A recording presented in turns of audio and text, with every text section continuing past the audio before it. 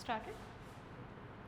Very good morning to all and welcome to the next sessions of the BSc first year animal diversity paper, and the organism is Paramecium chordatum. Paramecium caudatum के बारे में जब हम पढ़ते हैं तो सबसे पहले इसके नाम के बारे में पढ़ेंगे। पैरा का मतलब है ऑब्लोंग, जिसकी बॉडी क्या होती है, बड़ी ऑब्लोंग होती है थोड़ी सी, नॉट सर्कुलर इन शेप। और कॉर्डेटम का मतलब होता है टेल, तो दैट्स हाउ पैरामीशियम का नाम पड़ा पैरामीशियम कॉर्डेटम। इसकी और भी स्पीशीज़ प्रेजेंट है like Paramecium aurelium, Paramecium micronucleatum. These are the different species of Paramecium. दूसरी इंपॉर्टेंट चीज़ ये होती है कि this is a fresh water ciliate. It is a ciliate means cilia are present all over the body of the paramecium. This is a even distribution of cilia जो कि हम आगे स्ट्रक्चर में पढ़ेंगे, and this type of arrangement of cilia on the surface of the body evenly and equal in number is called as holotrichous condition. cilia के समान वितरण को बोला जाता है holotrichous condition। ठीक है, जब इसके हम क्लासिफिकेशन की बात करते हैं, इसकी सिस्टमेटिक पोजीशन की बात करते हैं, ये फाइलम है प्रोटोजोआ, और प्रोटोजोआ के बारे में हम पहले भी डिस्कस कर चुके हैं। Sub phylum Ciliophora, class Ciliata, and order is Hymenostomida, जिसके अंदर सारे के सारे फ्रेश वाटर सीलिएट्स आते हैं। Then genus and species. Genus is the first name of the organism and species is the second name of the organism. Paramecium normally stagnant water में रहता है जहाँ पर ऑर्गेनिक मैटर की रिचनेस होती है। ऑर्गेनिक मैटर मीन्स उसका खाना, फीडिंग के लिए उसको ऑप्टिमम कंडीशंस चाहिए होती है, ऑप्टिमम फूड मटेरियल चाहिए होता है, तो वो वहाँ होता है जहाँ पे ऑर्गेनिक वाटर प्रेजेंट होता है, ये ऑर्गेनिक मैटर ज़्यादा अमाउंट में प्रेजेंट होता है। It is a unicellular organism, protozoan है, मैं बार बार डिस्कस नहीं करूँगी, इसकी बात हम पहले भी कर चुके हैं। नाउ द नेक्स्ट पॉइंट, हम पैरामीशियम के स्ट्रक्चर की बात करेंगे। As you can see in the diagram, जैसा आप डायग्राम में देख सकते हैं पैरामीशियम के स्ट्रक्चर के, कि Paramecium is also called slipper, slipper एनिमलक्यूल।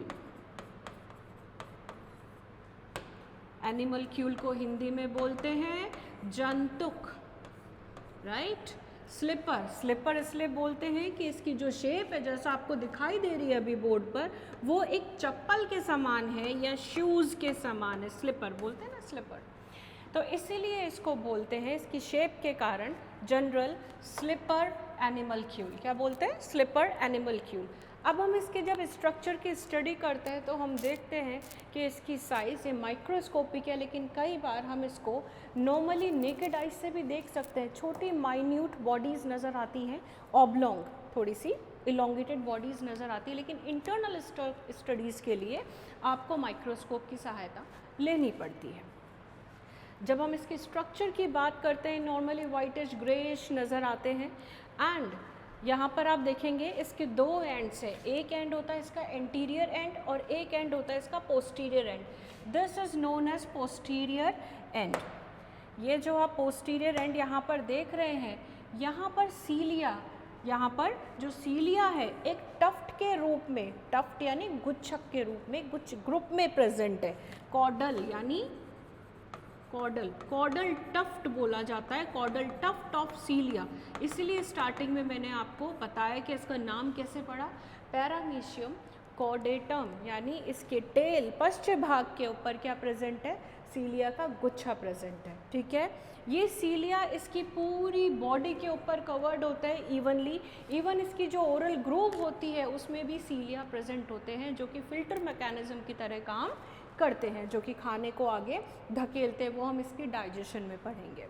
तो ये बात हुई इसके अग्रभाग की। जब मैं हिंदी में बोलूँगी तो दिस इज़ द पश्च भाग, और जो ऊपर वाला राउंडेड भाग होता है ये वाला, इट इज़ नोन एज अग्र, anterior, anterior end of the Paramecium. बीच में से पैरामीशियम थोड़ा सा क्या होता है, वाइड होता है, चौड़ा होता है, और इसके इस सरफेस के ऊपर along the medial line ventral surface के ऊपर प्रेजेंट होता है साइटोपिज।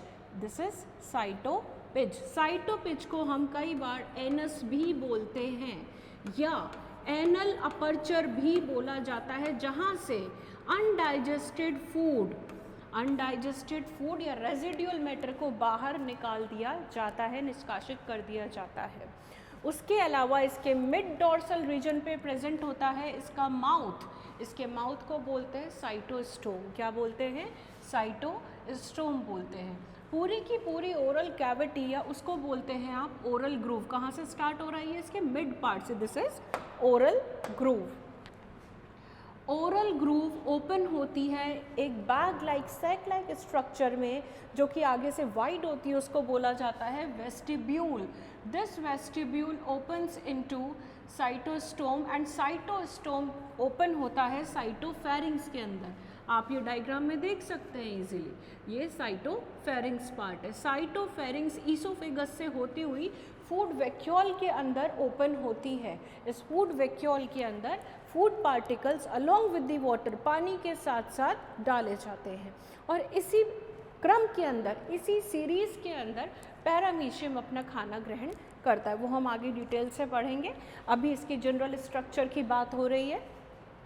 नेक्स्ट जब हम बात करते हैं पैरामीशियम की बॉडी की जो कवरिंग है उसको बोलते हैं हम आउटर मेम्ब्रेन। लेकिन आउटर मेम्ब्रेन में भी डिफरेंट पार्ट्स होते हैं। जो इसकी आउटर मेम्ब्रेन के पार्ट्स हैं इसके pellicle, PELLICLE, pellicle. See this is pellicle. ये पेलिकल इलास्टिक होती है जो कि पैरामीशियम को लोकोमोशन में हेल्प करती है या बॉडी के डिफरेंट मूवमेंट्स में हेल्प करती है, चाहे वो प्रोटोप्लाज्मिक मूवमेंट हो या पूरी बॉडी का कॉन्स्ट्रक्शन हो, फॉरवर्ड मूवमेंट हो, उसमें कौन हेल्प करता है? पेलिकल, जो कि इलास्टिक नेचर की होती है। और इसी पेलिकल के ऊपर यहाँ पर नीचे की साइड इसकी दो लेयर्स होती है, आउटर लेयर और इनर लेयर। इनर लेयर से सीलिया इसके अंदर से निकलते हैं। सीलिया जहाँ से निकलते हैं उसको बोलते हैं बेसल बॉडी। क्या बोलते हैं? कल भी मैंने बताया था, बेसल बॉडी या काइनेटोसोम। दीज आर दी सीलियाज। ये दिखाई दे रहे हैं आपको? ये सीलिया है और यहाँ पर इसके नीचे है ट्राइकोसिस्ट। ये क्या है यहाँ पर? ट्राइकोसिस्ट। अब हम इसके अंदर की बात करते हैं। अंदर देखिए, ट्राइकोसिस्ट इसके डिफेंस सिस्टम में काम में आते हैं। ये सीलिया से अलग होते हैं। ये फाइबर लाइक बॉडीज़ होती है जिसके अंदर कुछ फ्लूइड फिल्ड भरा, मतलब फ्लूइड द्रव भरा हुआ होता है। जैसे ही कोई एनिमी या कोई स्टिमुलस इसको मिलती है तो ये फाइबर्स बाहर की साइड निकल जाते हैं, जो कि इसके डिफेंस में काम में आते हैं, रक्षा में काम में आते हैं। ये ट्राइकोसिस्ट है, इसको आप सीलिया से अलग रखें, ठीक है। लेकिन ये ट्राइकोसिस्ट का ओरिजिन भी कहाँ से है? ये सीलिया की साइड से ही निकलते हैं, राइट। अब this is a cell, single cell, और सिंगल सेल के अंदर क्या प्रेजेंट होता है? अंदर न्यूक्लियस। जैसा कि आप देख सकते हैं यहाँ पर कितने न्यूक्लियस हैं? 2 न्यूक्लियस है। This is 1 nucleus and this is second nucleus. जो बड़ा है न्यूक्लियस उसे आप बोलते हैं मैक्रो न्यूक्लियस, और हिंदी में बोलते हैं इसको वृहद केंद्रक या दीर्घ केंद्रक, क्योंकि इसकी जो साइज होती है वो बड़ी होती है। जो दीर्घ केंद्रक होता है यानी मैक्रो न्यूक्लियस, वो इसके काइक करेक्टर्स के लिए, इंग्लिश में बोलते हैं सोमैटिक करेक्टर्स के लिए रिस्पॉन्सिबल होता है। सोमैटिक या वेजिटेटिव, यानी बॉडी के मेटाबॉलिक एक्शंस के लिए, मेटाबॉलिक क्रियाओं को ये कंट्रोल करता है। Now the question comes in mind कि माइक्रो न्यूक्लियस का क्या रोल है।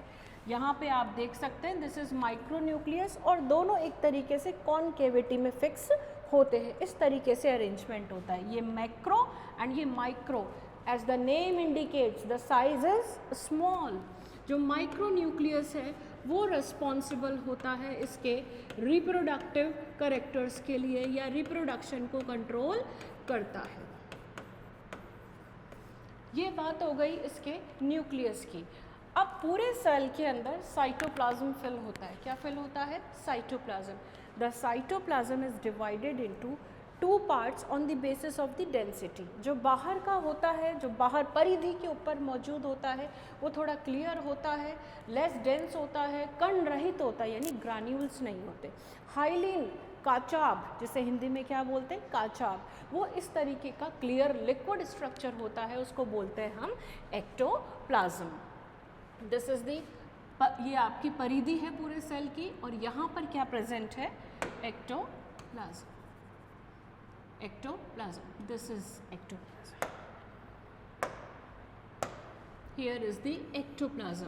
लेकिन जब हम सेल के भीतर की बात करते हैं, अंदर की साइड, वहाँ वाले प्रोटोप्लाज्म को बोला जाता है एंडोप्लाज्म। क्या बोला जाता है? एंडोप्लाज्म में बहुत सारी ऑर्गेनेलीज होती हैं, ग्लाइकोजन फैट्स के कण होते हैं, इसलिए ये अधिक डेंस होता है एज़ कम्पेयर टू एक्टोप्लाज्म। तो जो अंदर वाला फील्ड है, उसको द्रव है, उसको फ्लूइड को बोला जाता है एंडोप्लाज्म। ये हो गई स्ट्रक्चर में किसकी बात? पहली बात करी पेलिकल की, आउटर मेम्ब्रेन की, सीलिया की बात करी और न्यूक्लियस की बात करी। अब हम नेक्स्ट बात करते हैं इसकी मोस्ट इम्पॉर्टेंट पॉइंट, जो कि होता है कॉन्ट्रैक्टाइल वैक्यूल। क्या होता है? Contractile vacuole. आप देख सकते हैं यहाँ पर कॉन्ट्रैक्टाइल वैक्यूल कितने हैं। देखिए, कॉन्ट्रैक्टाइल वैक्यूल टेम्पररी स्ट्रक्चर होते हैं संकुचनशील धानी का। ये परमानेंट नहीं स्ट्रक्चर्स होते हैं कि हमेशा पाया जाता है। इनका नंबर और साइज़ डिपेंड करता है कि आसपास कितना पानी है। जितना ज़्यादा पानी का मैटर होगा, ऑर्गेनिक मैटर उसमें होगा, उतने ज़्यादा कॉन्ट्रैक्टाइल वैक्यूल्स बनेंगे और बिगड़ते रहेंगे, बनते रहेंगे, बिगड़ते रहेंगे। यानी वाटर बैलेंस करने का काम होता है कॉन्ट्रैक्टाइल वैक्यूल का बॉडी के अंदर, जिसे हम एक नाम से बोले तो उसे बोलते हैं हाइड्रोस्टैटिक प्रॉपर्टी। क्या बोलते हैं उसको? Hydrostatic property. वाटर को स्टैटिक यानी बैलेंस कंडीशन में रखना। यहाँ पर दो वैक्यूल्स हैं, एक वैक्यूल प्रेजेंट है एंटीरियर पे और एक वैक्यूल प्रेजेंट है यहाँ पे, कहाँ पे? पोस्टीरियर भाग में। मैं आगे वैक्यूल का पूरा डिटेल्ड स्ट्रक्चर दूंगी। ये जो वैक्यूल है, ये आप इसके चारों तरफ ये तारेनुमा आपको स्ट्रक्चर दिख रहा होगा, जिसमें इस वैक्यूल के चारों तरफ छोटे छोटे कैनाल्स हैं। इनको बोलते हैं रेडियल कैनाल्स। क्या बोलते हैं? Radial canals. ये ही रेडियल कैनाल्स पानी को कलेक्ट करते हैं और सेंट्रल वैक्यूल के अंदर फिल या पोर करते हैं। तो इसीलिए ये कॉन्ट्रैक्ट भी हो सकते हैं और ये रिलैक्स भी हो सकते हैं, यानी एक्सपेंड भी हो सकते हैं। कॉन्ट्रैक्शन वाली प्रॉपर्टी को बोला जाता है सिस्टोल। और जब वैक्यूल्स क्या होते हैं? एक्सपेंड हो जाते हैं, पानी भर जाता है। अंदर वाले वैक्यूल की बात कर रही हूँ, रेडियल कैनाल्स की बात नहीं कर रही। तो उस कंडीशन को बोलते हैं डायस्टोल। क्या बोलते हैं? डायस्टोल। और इनमें पानी कौन पोर करता है? Radial canals. तो ये बात हो गई किसकी?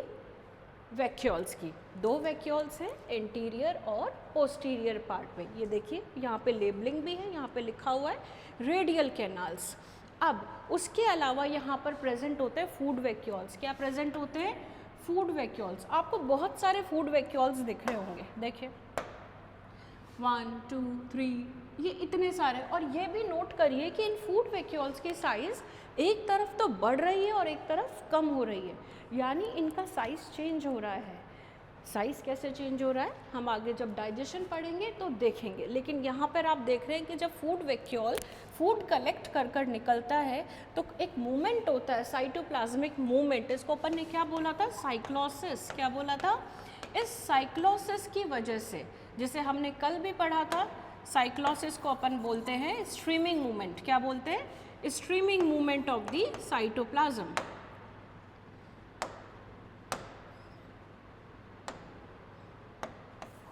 स्ट्रीमिंग एक धारा के समान एक निश्चित डायरेक्शन में बहना। किसका बहना? कोशिका द्रव्य का बहना कहलाता है साइक्लोसिस। स्ट्रीमिंग इंग्लिश में बोला जाता है। अब ये खाना कलेक्ट करता है और पूरी बॉडी के अंदर इसी मूवमेंट के द्वारा पूरी बॉडी के अंदर डिस्ट्रीब्यूट कर देता है। ठीक है, तो ये बात हो गई फूड वैक्यूल की। The basic difference between food vacuole and the normal contractile vacuole is that के फूड वैक्यूल्स जो होते हैं वो असंकुचनशील होते हैं। असंकुचनशील मतलब नॉन कॉन्ट्रैक्टाइल। लेकिन जो ऑस्मो रेगुलेशन के लिए रिस्पॉन्सिबल होते हैं कॉन्ट्रैक्टाइल वैक्यूल, वाटर बैलेंस के लिए होते हैं, they have the property of contraction and relaxation. तो ये बात हो गई general structure of the Paramecium की। आई होप आपको इतना समझ में आया होगा। अब हम नेक्स्ट स्लाइड पे चलते हैं। This diagram is showing the different species of the Paramecium. First of all देखिए, Paramecium multi micro nucleatum. Paramecium multi micro nucleatum. It means ये वो पैरामीशियम है जिसके अंदर मल्टी यानी बहुत सारे, माइक्रो न्यूक्लियस यानी एक से ज़्यादा क्या प्रेजेंट है यहाँ पर? माइक्रो न्यूक्लियस प्रेजेंट है। वैसे नॉर्मली पैरामीशियम में कितने होते हैं? 2, यानी 2 से ज़्यादा इसके अंदर प्रेजेंट है। Let me correct this, this is Paramecium caudatum and this is Paramecium aurelia. ये जो हाईलाइटेड लाइन यहाँ पे दिखाई दे रही है, ये जो हाईलाइटेड, ये चमक रही है, ये आपकी पेलिकल है। क्या है ये आपकी?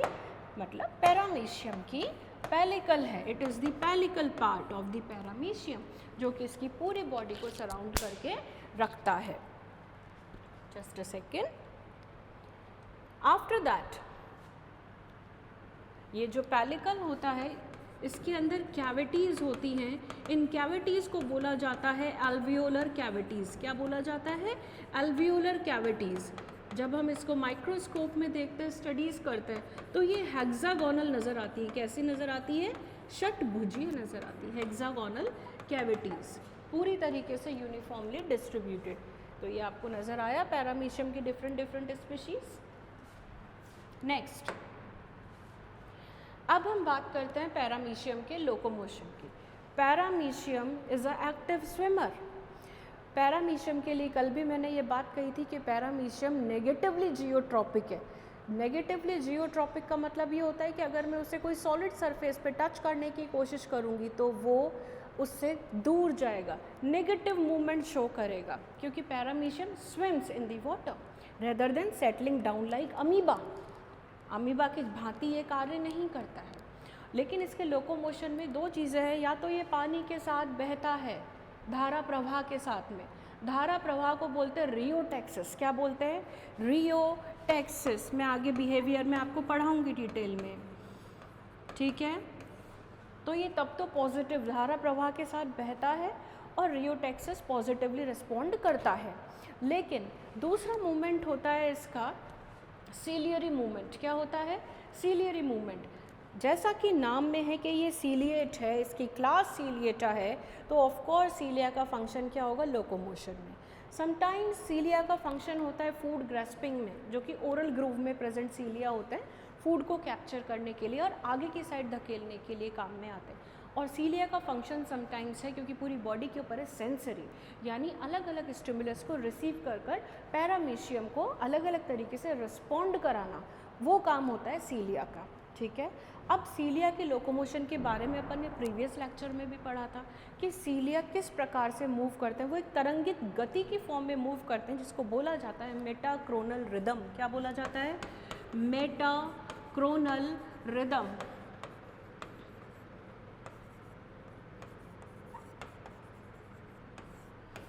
या मेटाक्रोनी, ठीक है। अब दूसरी इंपॉर्टेंट चीज़ ये है कि ये सीलिया और फ्लैजिला, सीलिया और फ्लैजिला का स्ट्रक्चर सेम होता है।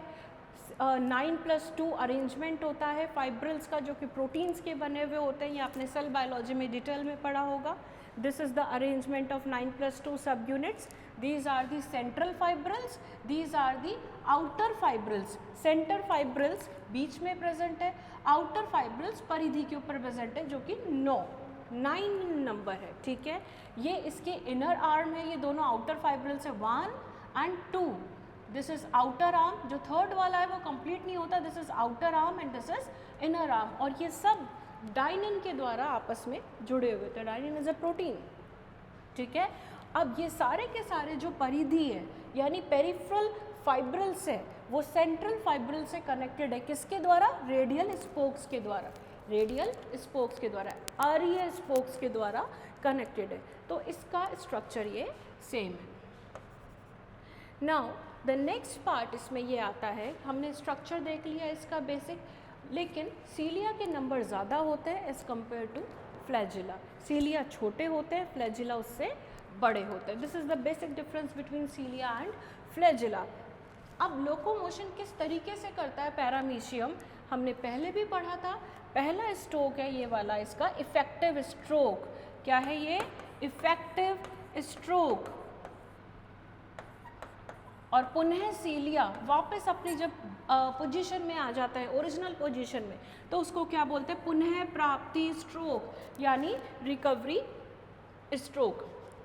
इफेक्टिव स्ट्रोक में जो सीलिया आगे की तरफ होते हैं, बॉडी को आगे जाना है तो पानी को पीछे धकेलना पड़ेगा। पानी को पीछे धकेलने के लिए सीलिया पीछे की तरफ बैंड होते हैं और एक साथ सारे सीलिया बैंड नहीं होते, ये मैंने पहले भी बताया था।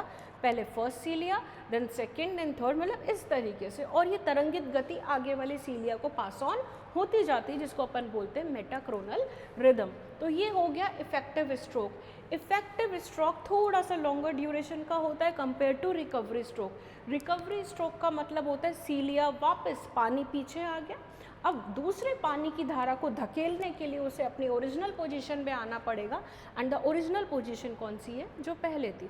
तो जैसे जैसे सीलिया पीछे हुए थे उसी क्रम में सीलिया वापस क्या हो जाएंगे, आप देख सकते हैं ये 5th स्टेप है, और वापस सीलिया कैसे हो गया, अपनी फर्स्ट पोजीशन के ऊपर आ गया, 6, 7, 8, 9 एंड 10। तो इस तरीके से पैरामीशियम मूव करता है। हमने 2 मोड्स पढ़े, पहला स्विमिंग, पहला स्विमिंग का मतलब है पानी की धारा के साथ बहना।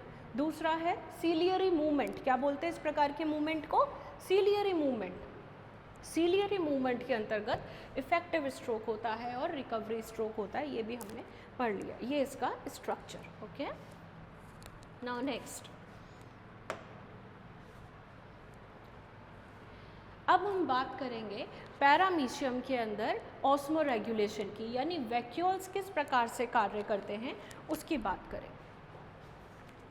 आई होप आपको ये नज़र आ रहा होगा बोर्ड। जब मैंने कहा था कि इसके ऊपर 2 वैक्यूल्स प्रेजेंट होते हैं, एक एंटीरियर पार्ट पे प्रेजेंट होता है वैक्यूल और एक पोस्टीरियर, यानी अग्र भाग पर और पश्च भाग के ऊपर संकुचनशील धानिकाएं उपस्थित होती हैं, जो कि रेगुलरली बनती और बिगड़ती रहती है और इनमें संकुचनशीलता की प्रॉपर्टी पाई जाती है। लेकिन इसके वैक्यूल की खास बात यह है कि इसका वैक्यूल, जैसा कि आप ये पिंक स्ट्रक्चर देख सकते हैं, ये जुड़ा हुआ है, ये जुड़ा हुआ है किससे? रेडियल कैनाल से। ये पूरा का पूरा जो इलोंगेटेड कैनाल आपको नज़र आ रहा है, इसको क्या बोलते हैं हम? Radial canal. ये रेडियल कैनाल पानी कलेक्ट करता है, पानी कलेक्ट करके किस में डाल देता है? कॉन्ट्रैक्टाइल वैक्यूल के अंदर। अभी रेडियल कैनाल का पानी किस में जा चुका है? आप देखिए कॉन्ट्रैक्टाइल वैक्यूल में, यानी कॉन्ट्रैक्टाइल वैक्यूल फूल गया है। तो फूल गया है तो ये कॉन्ट्रैक्टाइल वैक्यूल की कौन सी अवस्था है? डायस्टोलिक। कौन सी अवस्था है? डायस्टोलिक, यानी एक्सपेंड होना, क्योंकि उसके अंदर पानी भर गया है। अब इसी प्रकार से इसको संकुचित किस प्रकार से होगा?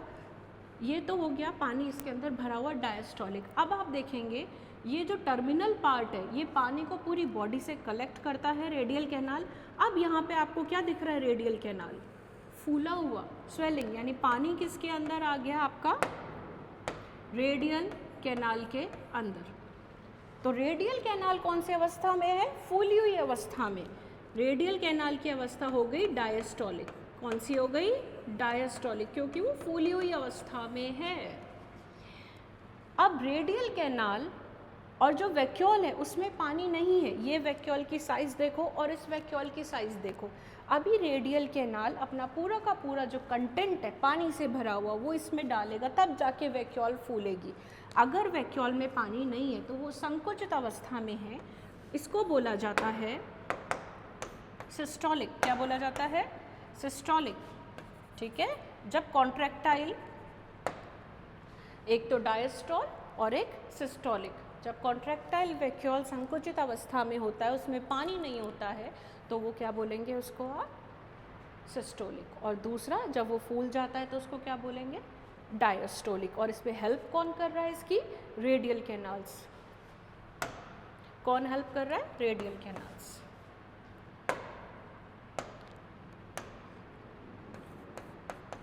तो इस प्रकार से ये कार्य करता है। कौन कार्य करता है? Contractile vacuole. ठीक है, अब यहाँ पर ये जो कॉन्ट्रैक्टाइल वैक्यूल है इसका काम ऑस्मोरेगुलेशन है, साथ ही उत्सर्जन यानी एक्सक्रीशन में भी हेल्प करता है। आप जैसा कि डायग्राम में देख सकते हो, ये पैरामीशियम है आपका। ठीक है, पैरामीशियम है और पैरामीशियम में अब ये जो डायग्राम है ये शो कर रहा है श्वसन किस प्रकार हो रहा है और उत्सर्जन किस प्रकार हो रहा है, एज वेल एज ऑस्मोरेगुलेशन, यानी तीनों की तीनों प्रॉपर्टीज, श्वसन, उत्सर्जन और ऑस्मोरेगुलेशन किससे कंट्रोल हो रहा है? कॉन्ट्रैक्टाइल वैक्यूल से। किससे कंट्रोल हो रहा है? कॉन्ट्रैक्टाइल वैक्यूल से, यानी contractile vacuole is the most important part. अब आप देख सकते हैं इसी प्रॉपर्टी के कारण जितना भी वेस्ट मटेरियल होता है, चाहे वो पानी में घुलित होता है, अमोनियम कंपाउंड्स होते हैं, कुछ ऑर्गेनिक पार्ट होता है, कुछ इनऑर्गेनिक पार्ट होता है, जैसे कार्बन डाइऑक्साइड, वो सब पानी में घुलित अवस्था में रहते हैं। तो पैरामीशियम के कॉन्ट्रैक्टाइल वैक्यूल्स क्या करते हैं, उसको पूरी बॉडी से कलेक्ट करते हैं और बाहर, ये देख सकते हैं आप, पानी, जब श्वसन की मैं बात करूं, विभिन्न चरणों में पढ़ेंगे, पहली बात कर रही हूँ रेस्पिरेशन की, कि किस तरीके से होता है, पानी में रहता है तो इसके जनरल बॉडी सरफेस से ऑक्सीजन जिसकी सांद्रता पानी के अंदर, आउटर एनवायरनमेंट के पानी के अंदर ज़्यादा होती है, वो अंदर आ जाता है, because oxygen and other gases can cross the outer membrane which is permeable for these, अंदर आ सकता है पारगम्यता के कारण। ठीक है, अब ऑक्सीजन अंदर आ गई, ऑक्सीजन के फलस्वरूप जो मेटाबॉलिक एक्टिविटीज़ हुई बॉडी के अंदर, उसके फलस्वरूप क्या बना, वेस्ट। वेस्ट इसका क्या है, बेसिकली अमोनिया, अमोनोटैलिक, और कुछ यूरिया क्रिस्टल्स भी बनते हैं समटाइम्स, और कार्बन डाइऑक्साइड, ये सारे वही विसरण के नियम के कारण बाहर एक्सपेल आउट हो जाते हैं, बाहर निष्कासित कर दिए जाते हैं, यानी higher concentration to lower concentration, सारा का सारा मैकेनिज्म होता है, चाहे वो रेस्पिरेशन हो, चाहे वो एक्सक्रीशन हो। रेस्पिरेशन में आपकी ऑक्सीजन और CO2, ठीक है, ऑस्मो रेगुलेशन में पानी का बैलेंस, उसके अलावा यहाँ पे क्या है, NH3 जो कि इसका मेटाबॉलिक वेस्ट प्रोडक्ट है, वो बाहर उत्सर्जित जनरल बॉडी सरफेस के द्वारा कर दिया जाता है। लेकिन इसमें अहम भूमिका होती है कॉन्ट्रैक्टाइल वैक्यूल की भी, क्योंकि कॉन्ट्रैक्टाइल वैक्यूल क्या कलेक्ट कर रहा है, पानी, और पानी में ये गैस क्या होती है, घुलित होती है।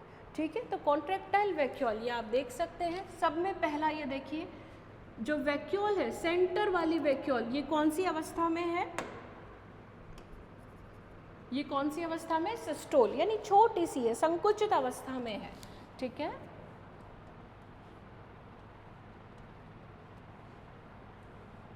ये देखिए ये संकुचित अवस्था में है, सिस्टोल में, और ये क्या है, इसके चारों तरफ जो मैंने समझाए थे रेडियल कैनाल्स, रेडियल कैनाल्स कौन सी अवस्था में है, डायस्टोल, यानी डायस्टोल का मतलब एक्सपेंडेड, इनके अंदर पानी भरा हुआ है। अब रेडियल कैनाल्स ने पूरी बॉडी में से वेस्ट मटेरियल कलेक्ट किया अलोंग विद दी वाटर, और उसको किस में भर दिया, आप देख सकते हैं वैक्यूल के अंदर। अब वैक्यूल कैसा हो गया है, फूल गया है, फूलने को यानी एक्सपेंड होने को क्या कहते हैं, डायस्टोल। और जो बाहर के रेडियल कैनाल से जिसने अपना पूरा कंटेंट सेंट्रल कैविटी के अंदर फिल कर दिया है, वो कौन सी अवस्था हो गई, सिस्टोल। अब ये जब वैक्यूल है, ये कहाँ पर आता है, इधर देखिए, वैक्यूल पूरा का पूरा या तो साइटोपिक के द्वार से, साइटोपिक यानी एनल अपर्चर, जो एनएस की तरह उत्सर्जी अंग की तरह इसमें कार्य करता है, एक छोटा सा परमानेंट स्ट्रक्चर होता है इसके अंदर। ठीक है, वो वाटर को उसके थ्रू बाहर एक्सपेल आउट कर देता है, या जनरल बॉडी सरफेस से फ्यूज होकर बाहर निकाल देता है। तो इस तरीके से पैरामीशियम के अंदर क्या होता है, रेस्पिरेशन, एक्सक्रीशन और ऑस्मो रेगुलेशन। ठीक है, अब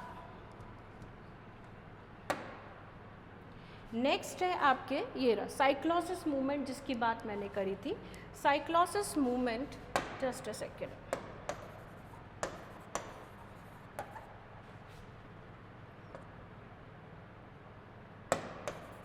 साइक्लोसिस धारा प्रवाह है किसका, साइटोप्लाज्म का। बार बार रिपीट करते हो, क्वेश्चन पूछा जाता है व्हाट इज साइक्लोसिस।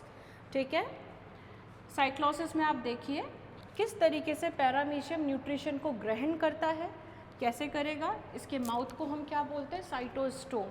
साइटोस्टोम कहाँ से ओपन होता है, इसकी ओरल ग्रूव से। तो सर्वप्रथम खाना कहाँ पर आएगा, ओरल, जितने भी भोज्य पदार्थ हैं ओरल ग्रूव में आएंगे।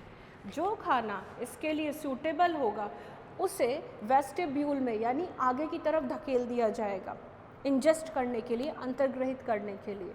लेकिन जो खाना इसके लिए उचित नहीं है उसे वापस बाहर भेज दिया जाएगा। इस पथ को बोलते हैं रिजेक्शन पाथ। क्या बोलते हैं, जिस खाने को एक्सेप्ट किया उसे बोलते हैं आप एक्सेप्टेंस पाथ, और जिस खाने को हमने रिजेक्ट किया, जो हमारे लायक नहीं है, ऑफकोर्स जो खाना हमारे लायक नहीं है हम उसे खाएंगे नहीं, तो उसे रिजेक्ट कर दिया जाता है। अब जो एक्सेप्टेड खाना है वो सर्वप्रथम ओरल ग्रूव में आया। ओरल ग्रूव के अंदर यहाँ सीलिया प्रेजेंट होता है, मैंने पहले भी कहा था cilia helps in pushing the food forward, आगे की तरफ उसको धकेलने में कार्य करता है सीलिया। ठीक है, और फूड पार्टिकल्स को ट्रैप करने में भी